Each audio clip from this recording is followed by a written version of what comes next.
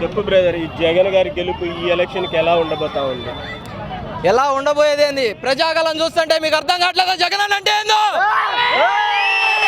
పిల్లాడి దగ్గర నుంచి ముసలాడి దగ్గర నుంచి ఆడవాళ్ళ దగ్గర నుంచి ఎవరెవరు ఎంతమంది ఎక్కడి నుంచి వచ్చారో ఈ ప్రజాగలం చూస్తే మీకు అర్థం కావట్లేదా? ఒకడిని కొట్టలాక 3 కూటమిలు వచ్చినాయి. ఒకడిని కొట్టలాక ఆడవాళ్ళు దిగారు. ఒకడిని కొట్టలాక వైనాడు పులివెందులు అన్నారు. అడుగు పెట్టి చూడండి.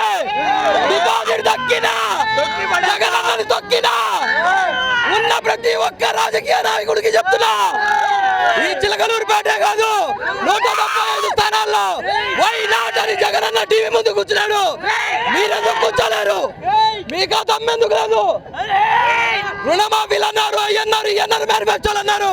2014 నుంచి 2019 దాకా మీరు చేసింది ఏది చూపిలా.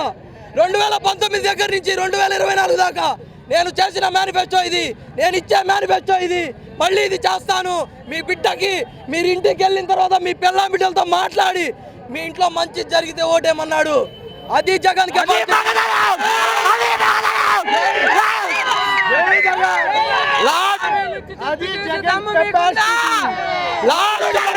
ఇప్పుడు జగనే, ఎప్పుడైనా జగనే.